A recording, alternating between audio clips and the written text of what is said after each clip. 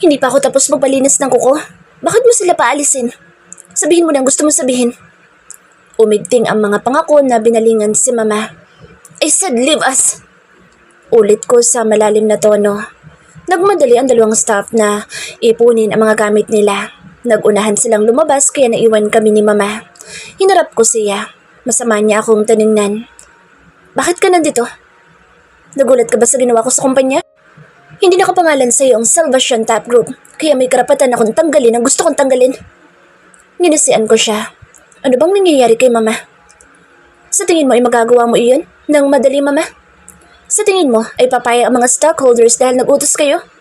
Kung ano man ang plano mo sa akin sa kumpanya, ay hindi ka magtatagumpay. Kumparaan mo ito para paghiwalayin kami ng asawa ko ay nagkakamali kayo.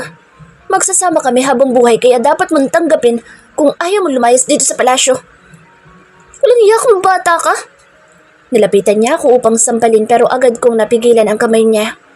Legal kaming kasal. Kahit walang seremonyang naganap sa publiko, siya ay asawa ko sa mata ng Diyos. Siya ang reyna dito sa loob ng palasyo kaya wala kayong karapatan na alipustahin siya, lalo na ang mga magulang niya. Naiintindihan mo, Mama? Nalalaki ang kanyang mga mata sa akin. Napailing siya. Malakang pinagbago mo, Brent, simula nang makilala mo ang babaeng yan. Wala akong pinagbago. Ayoko lang na imanipula mo ang buong buhay ko. Napasinghap siya. Muling napailing sa akin. Akala mo'y mananahimik ako? Hindi ko siya matatanggap sa buhay ko. Hindi. Umalingaw-ngaw ang sigaw niya sa buong kwarto. Ipagtatanggol ko siya pati ang mga magulang niya.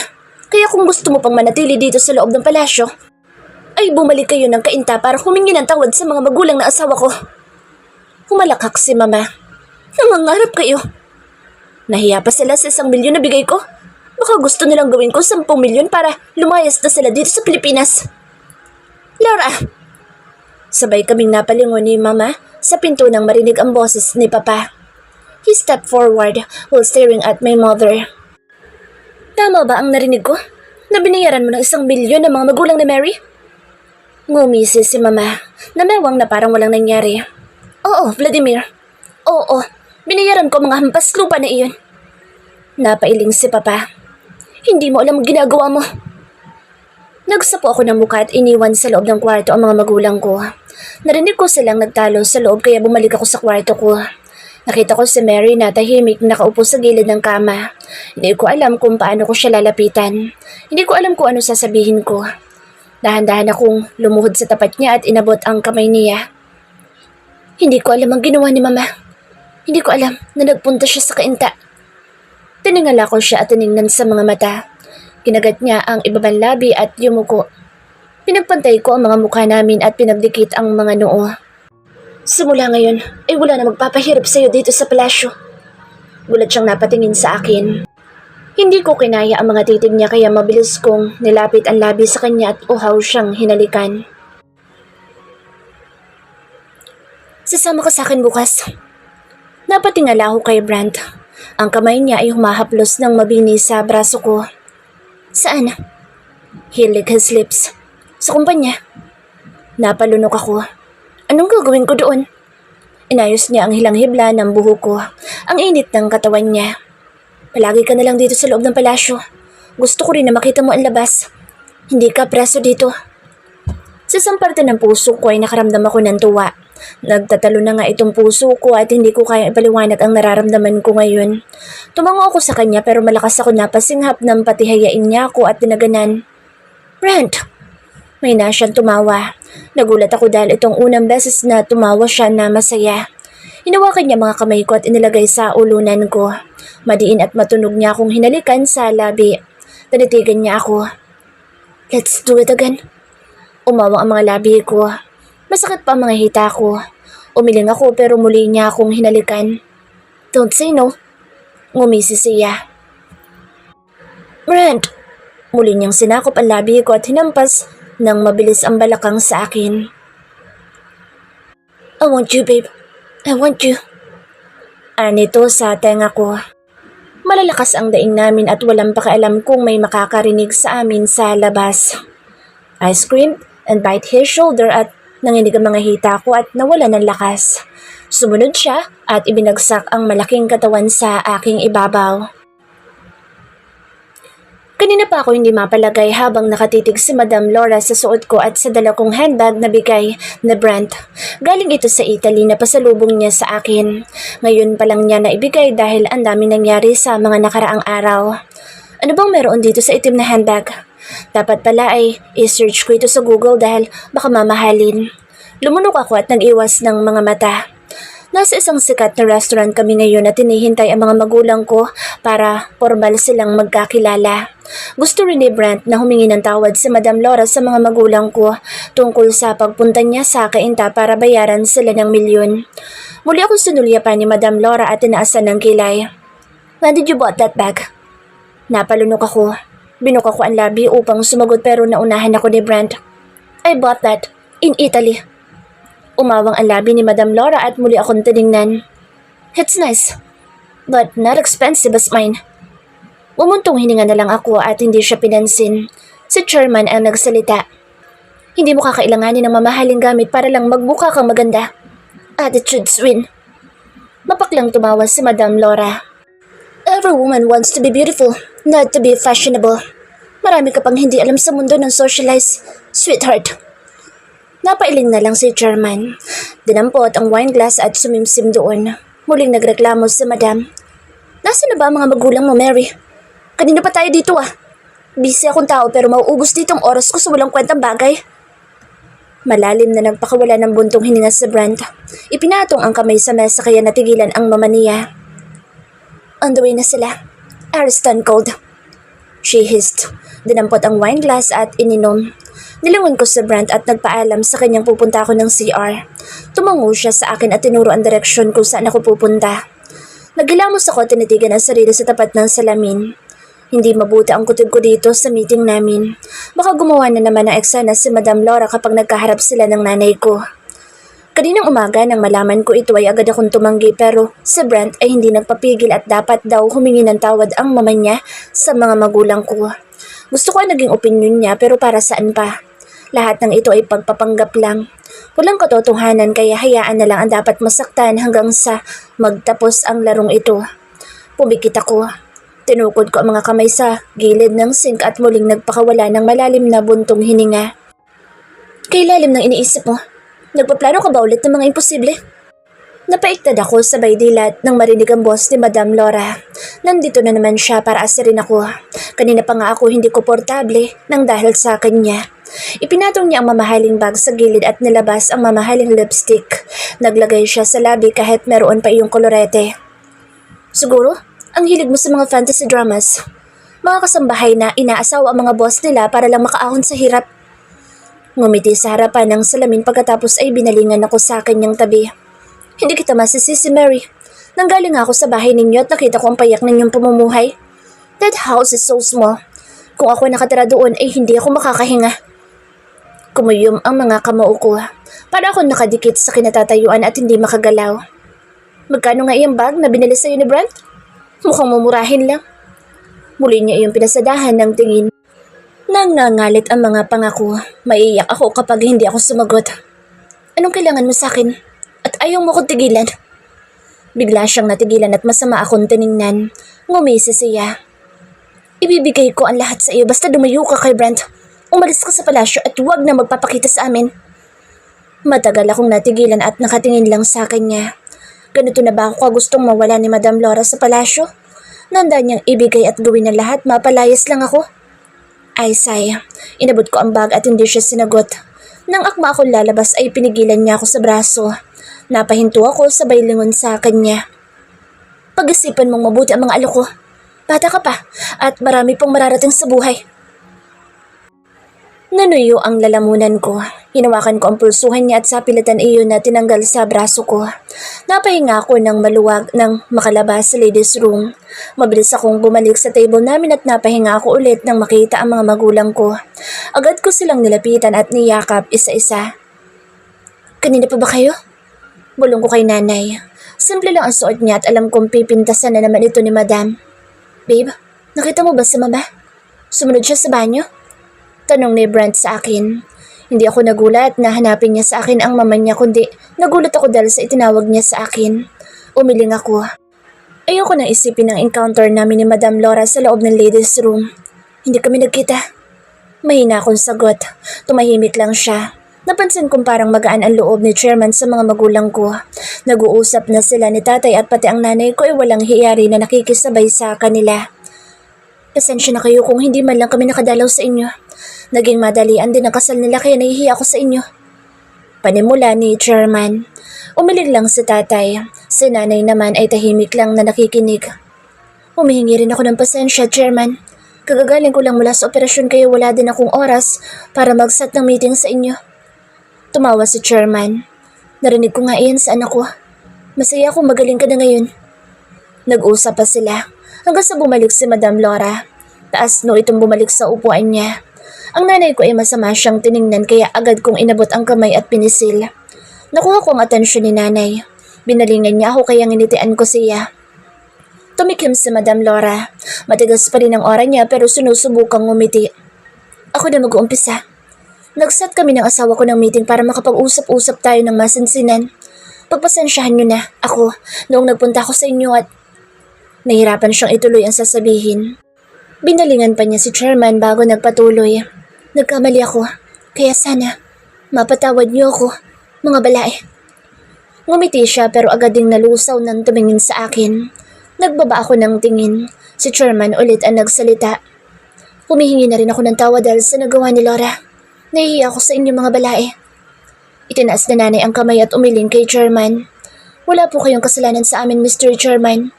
Itong asawa niyo lang naman ang naglakas loob na pumunta doon para bayaran kami. Pero sige, dahil hindi lang naman pagkakaunawaan ng lahat, ay pinapatawad ko na siya. Sana rin ay mapatawad niya ako sa pagsaboy ko ng asin sa kanya. Napasinghap ako. Sinulyapan ko si Brand pero parang may ngisi na naglalaro sa kanyang mga labi. Mukhang natutuwa pa sa nangyari sa nanay niya. Kung sa bagay nga naman ay napakabruhan nito kaya dapat lang na masabuyan ng asin. Kung ako din si nanay ay gagawin ko rin iyon kay Madam Laura. Nagkabati silang lahat. Kumain kami ng tahimik pero napapansin kong hindi na komportable si Madam Laura na kasama kami sa hapag. Panay baba niya sa kubyertos pagkatapos ay magpapakawala ng malalim na buntong hininga. Muling hinatid ni Ariston pabalik ng kainta ang mga magulang ko. Ako naman ay isinama ni Brand sa kumpanya nila kaya manghang-mangha ako nang makita ko kung gaano kalawak ang Salvation Top Group. Pinagtitinginan kami ng mga employees. May mga kumukuha sa amin na litrato na hinarang ng mga bodyguards pero pinigilan sila ni Brand at hayaan na lang daw sila. Panay papuri ang nasa isip ko nang makapasok sa presidential office niya. Ang lawak at malamig. Hindi ko magawang lumapit sa glass wall dahil nalulumo ang tuhod ko sa taas ng room na kinaroroonan namin ngayon. Hindi niya ako ipinapakilala sa kahit na sinong nakakasalubong namin. Pero hawak niya ang kamay ko habang nililibot namin ang buong department sa ikawalong palapag. Tahimik lang ako sa kanyang tabi. Wala naman akong maiintindihan tungkol sa negosyo dahil kahit high school ay hindi ko tinapos. Para hindi ako magmukhang tanga ay poise lang ako sa gilid niya at nakikinig ng maayos. 2 oras lang ang inilagi namin sa loob pagkatapos ay umuwi na kami. Nakita ko ang sasakyan ni Nathan kaya alam kong hindi siya umalis at nandito lang sa palasyo. Pagkaakyat namin sa kwarto ay agad kinuha ni Brent ang bag ko at itinapon sa sofa.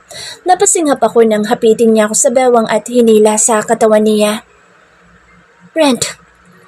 Sinandal niya ako sa pader kaya umingay ang heels ko nang mapaatras ako. Kanina pa kita gustong masarili. Nagtitimpi lang ako. Napapikit ako ng sunggaban niya ang labi ko. Madiin niya akong hinalikan na halos ikapugto ng aking hininga. Kinuha niya ang mga kamay ko at itinaas sa gilid ko. Shit, I can't breathe. Sinagot ko ang halik niya kaya nakasagap ako ng hangin. Gamit ang lakas ko, ibinaba ko ang kamay na hawak niya at kumapit ako sa kwelyo ng kanyang damit. Napaatras kami kaya umingay ulit ang heels ko na hindi ko natatanggal pa. I am terminating our contract. Let's get divorced. Napabangon ako nang marinig ang sinabi ni Brent. Hinila ko ang kumot sa tapat ng dibdib at binalot ang sarili ko. Pero bakit? Hindi ba 3 taon pa ang kontrata natin? Inayos niya ang necktie at binalingan ako sa kama. Nanuyo ang lalamunan ko at nakaramdam ng kaba. Bakit naman agad-agad ay tatapusin niya ang kontrata naming dalawa? Ako ang may karapatan sa kontrata natin, Mary. Ako ang magdedesisyon kung kailan ko tatapusin kaya ngayon ay nakapagdesisyon ako. Gusto ko na makipag-divorce. Bumalik ka na sa inyo. Natulala ako. Hindi ako makakilos. Anong gagawin ko ngayon? Paano ko siya pipigilan na huwag muna akong i-divorce? Brent. Muli niya ako nilingon at pinasadahan ng tingin. Humalukip-kip siya at tinitigan ako. Bakit? Ayaw mo? May gusto ka na ba sa akin para hindi pumayag na maghiwalay tayo? Ngumisi siya. Napatitig ako sa kanya. Hindi alam ni Brent ang nararamdaman ko. Hindi niya alam kung gaano ko siya kamahala. Muli siyang ngumisi at nag-iwas ng tingin. I warned you not to fall for me, right? Bakit hindi mo pinigilan ang sarili mo? All I need is a woman to... Stop! Hindi ko pinatuloy ang kanyang sasabihin dahil narinig ko na iyon sa kanya noon. Nasasaktan itong puso ko sa ginagawa niya sa akin. Wala naman akong ginawa kundi ibigay sa kanya ang lahat at pasayahin siya. Huwag kang magsasalita pakiusap. Hindi ako pipirma. Kailangan kita.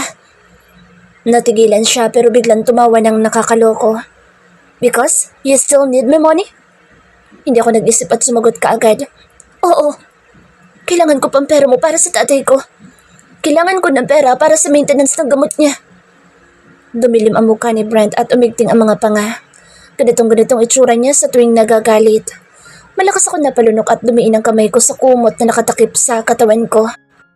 Get out of the palace! Just look at me! Napabalikos ako ng bangon ng magising mula sa panaginip. Hinihingal ako at pinagpapawisan kahit wala akong suot na damit. Agad kong binalingan ang katabi at napahinga ko ng maluwag nang makitang mahimbing na natutulog si Brent. Hindi totoo ang nasa panaginip ko. Akala ko'y mag-aal sa balutan na ako at mapapalayas na sa palasyo. Inilot ko ang sentido at pumikit. Nanuyo ang lalamunan ko at hanggang ngayon ay kumakalabog pa rin ang dibdib ko sa kaba. Nagmakaawa ako sa panaginip ko na huwag niyang i-divorce. Nakiusap akong tapusin ang kontrata namin bago niya ako hiwalayan dahil kailangan ko ang pera niya pero sinagawan niya ako at iniwan sa kwarto. Ang hindi ko makakalimutan ay may nakita kong lalaki sa panaginip ko. Tinatawag niya ako pero hindi ko siya namumukhaan. Hindi ko siya kilala. Hindi ko alam ang pangalan niya pero alam niya ang pangalan ko. Tinatawag niya akong Mary at pinapalapit sa kanya. Sino ba siya sa buhay ko? Ito kaya ang taong napapanaginipan ko na binubulong ang pangalan niya? Si Brent lang ang nakakaalam nito. Kaya pagising niya, mamaya ay itatanong ko kung anong pangalan ng lalaking ibinubulong ko sa aking panaginip. Dahan-dahan akong bumangon at pumasok sa banyo. Nagilamos ako, tinitigan ang sarili sa harapan ng salamin. Kinilabutan ako nang maalala ulit ang panaginip ko. Nakita ko kung paano umigting ang mga panga ni Brent. Natatandaan ko pa ang huling salita na sinabi niya sa akin bago niya ako iniwan sa loob ng kwarto. Get out of the palace. You sicken me. Nakakatakot ang itsura niya. Para akong nakagawa ng malaking kasalanan at gusto na niya akong mawala sa paningin niya. Umiling ako at muling naghilamos. Hindi totoo iyon. Panaginip lang iyon, Mary. Pinagsasampal ko ang mukha sa tapat ng salamin. Bumuntong hininga ako sabay pikit. Panaginip lang iyon. Inayos ko ang sarili at muling bumalik sa kama. Madaling araw pa kaya dapat akong bumalik sa pagtulog. Tumabi ako sa kanya at pinagmasdan ko ang kanyang muka. Itanaas ko ang kamay upang haplusin ang muka niya pero naiwan iyon sa ere at agad kong naibaba. Kaya sa huli ay tumihaya ako at iniiwas ang paningin sa kanya.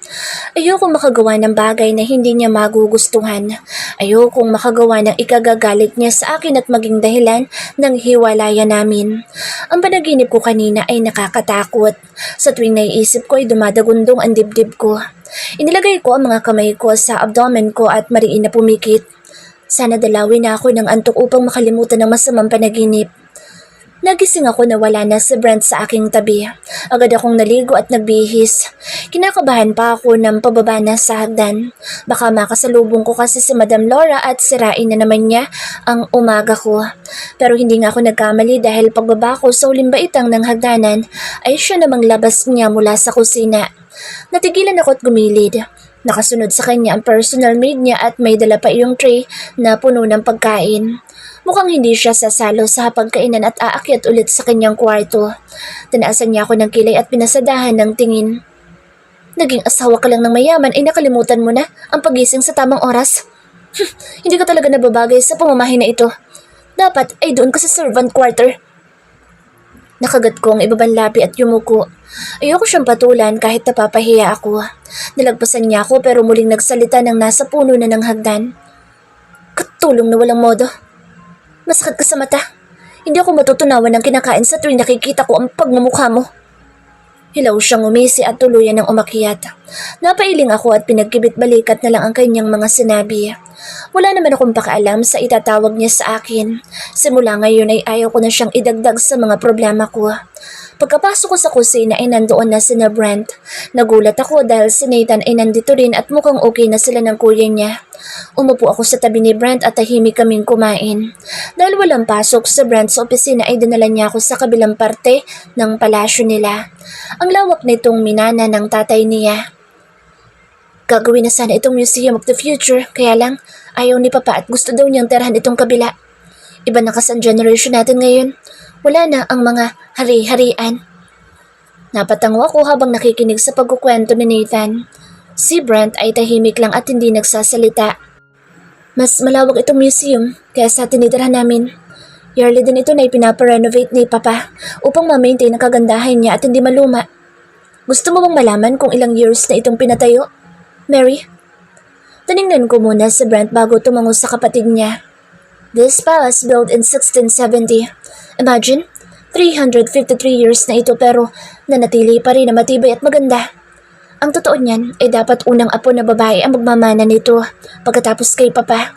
Kaya lang puro naman lalaki ang mga anak nila kaya napagpasyahan na si Kuya ang magmamana nito since siya ang panganay na apo. Napatango lang ako, muling nagsalita si Nathan. Ano gagawin mo dito, Kuya? Kapag ikaw na talaga may-ari nito, gigibain ko. Nagkatinginan kami ni Nathan at nanlalaki ang mga mata. Ano ba naman itong si Brent? Tumawa si Nathan. Bakit mo naman gigibain? May history ito sa mga ninuno natin. Ikaw ang nagsabi na ibang generation na tayo ngayon. Wala nang hari at reyna dahil millennials na tayo ngayon. Para saan pa at pagpapatuloy ko ang pag-maintain dito? Gagawin kong university ang kabila pero itong museum ay lalagyan ko ng art galleries. Natahimik kami ni Nathan. Wala palang balak na tumira si Brent sa palasyo na ito habang buhay. I spent my 33 years here in the palace. Malungkot, madilim, puno ng sekreto ang bawat kwarto. Malakas ako napalunok. Nilikod ko ang kamay at pinagkukurot. Muling tumawa si Nathan. What are you saying, Kuya? I don't understand. Tiningnan lang siya ni Brent. Because you're too busy chasing the criminals. That's why you don't know what's going on here in the palace. Try to be smart, Nathan. It's not a good things. Inunahan niya kami at naglakad na papasok sa loob. Napapalunok ako habang nakasunod sa kanya. Pinakita nila sa akin ang mga collection na nakatago sa loob, pati mga larawan ng kanilang mga ninuno. Wala ang isip ko at atensyon sa loob ng museum. Iniisip ko ang sinabi ni Brent. Sikreto sa bawat kwarto? Maybe we are including in that secret. Isinekreto namin sa buong pamilya itong kasal namin na tanging si Ariston lang ang nakakaalam. Ilang oras kaming naglibot sa loob ng museum hanggang sa nagyaya na si Brent na bumalik na kami sa kabilang building. Nag-business trip ako sa Spain ng 3 araw, kaya may iwan ka dito. Ariston is not coming with me so you can call him if you want to go out. Tumango ako sa kanya. 3 araw lang naman siyang mawawala kaya matitiis ko pa iyon kung aalipustayin ako ulit ng demonyo niyang ina. Sige, ayusin ko ang mga dadalhin mo. Nalapitan niya ako. Nasa loob kami ng walk-in closet niya at kasalukuyan kong inaayos ang mga bagong laban niyang damit na inakyat dito ni Manang Raquel. Brent, napasinghap ako nang hapitin niya ako sa bewang. Idinikit niya ako sa katawan niya at niyuko ako bago nagsalita at dinampian niya ng matunog na halik ang labi ko. I will make passport for you as soon as possible. Susunod na alis ko ay isasama na kita. Bulong niya. Napapikit ako. Ang sarap pakinggan ng kanyang sinabi. Totoo man o hindi pero itong puso ko ay nagtatatalon sa tuwa. Talaga? Tumango siya at muli akong hinalikan. Bakit ayaw mo ako makasama sa travel? Agad akong umiling sa kanya sabay ngiti. Hindi. Gusto ko na makasama ka. He chuckled. Hinawakan niya ako sa chin at muling hinalikan. Good girl. Malamig sa gabi kapag mag-isa. I gasped.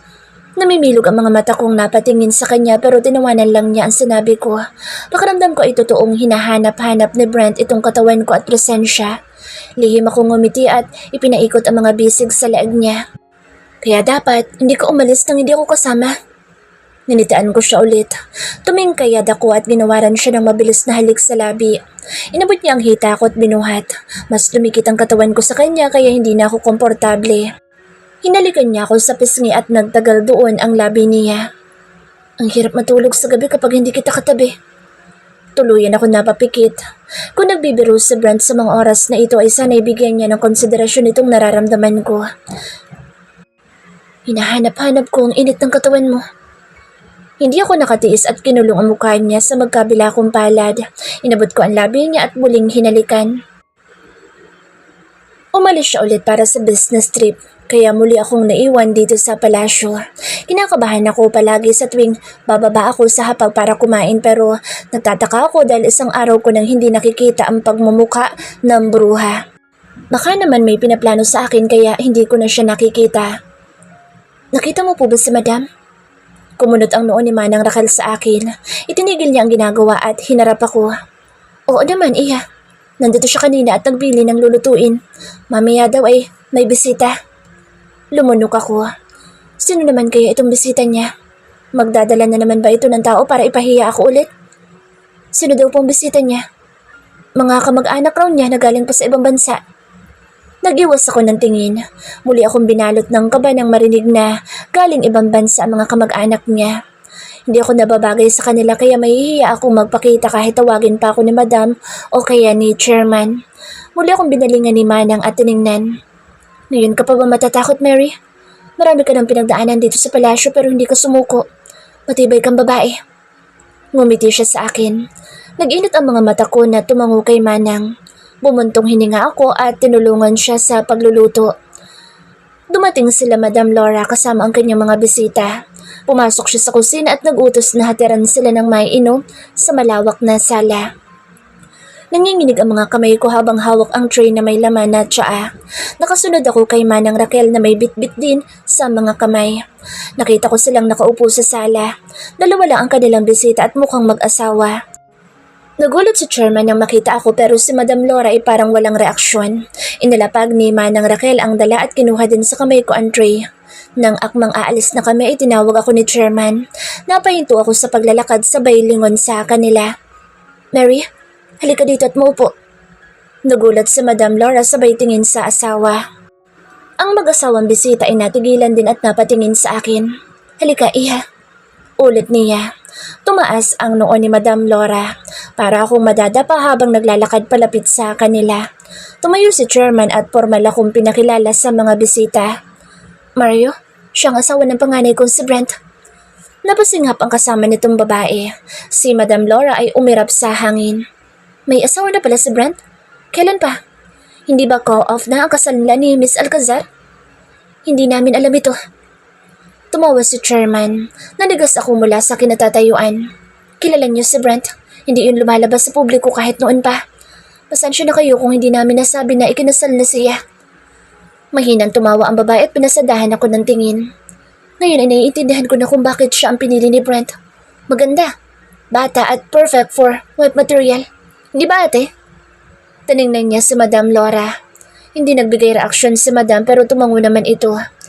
Napahinga ako ng maluwag nang hindi insulto ang natanggap ko sa kanila. Muling tumawa si Chairman. Magaling lang pumili ang anak ko ng pakakasalan. Halika dito, Mary. Sila ang Tito Mario mo at Tita Irina. Tumayo ang tinawag niyang Irina at nakipag-shake hands sa akin. Ganon din ang asawa niya. We're glad to meet you, Iha. Ngumiti ako at nagpasalamat. Namawis ako dahil sa tensyon sa pagitan namin ni Madam. Nang sulyapan ko ito ay parang patalim ang mga mata niya sa akin. Hindi ko siya pinansin at iniwasan na makatitigan. Umuwi ako sa tabi ni Irina. Nahihiya pa ako dahil sa suot ko. Hindi ko naman kasi alam na may darating sila na bisita. Hindi man lang ako nakapagbihis dahil mas inuna ko na tulungan si Manang Raquel sa pagluluto. Anong trabaho ng mga magulang mo, Iha? Binalingan ako ni Irina. Nanuyo ang lalamunan ko. Paano ko sasabihin na isang construction worker lang ang tatay ko at ang nanay ko naman ay tindera sa palengke? Ibinuka ko ang labi upang sumagot pero naunahan ako ni Madam. Malapit naming kaibigan ng mga magulang niya at kasosyo din sa negosyo. Irina, stop pressuring the kid. Baka matakot mo si Mary. Sinabayan pa niya iyon ng mahinang tawa at maarteng inabot ang tsaa. Hindi ko mibo si Chairman pero alam kong hindi siya natuwa sa isinagot ni Madam. Ikinakahiya ni Madam na malaman ng kapatid niya na galing ako sa mahirap na pamilya. Binalingan ako ulit ni Irina at nginitian. It's okay, Iha. Huwag kang matakot sa akin. Natutuwa ako makilala ka. Muli siyang ngumiti. Hindi ko alam kung kaplastikan ba itong mga ngiti niya pero mas magaan ang loob ko sa kanya kumpara kay Madam Laura. Sa hapag ay kasalo nila ako kahit na hindi ikinatutuwa ni Madam Laura. Nag-ikot sila sa buong palasyo at isinama din ako. Mini castle lang naman ito at hindi kasing lawak ng mga nakikita ko sa telebisyon. Dalawang magkaharap na building lang ito at sa kanyang gitna ay malawak na swimming pool. Napakaganda ng museum ninyo dito. Pwede itong buksan para sa mga turista. Ani Tito Mario. Inilagay ni Chairman ang kamay sa kanyang likuran at tumawa.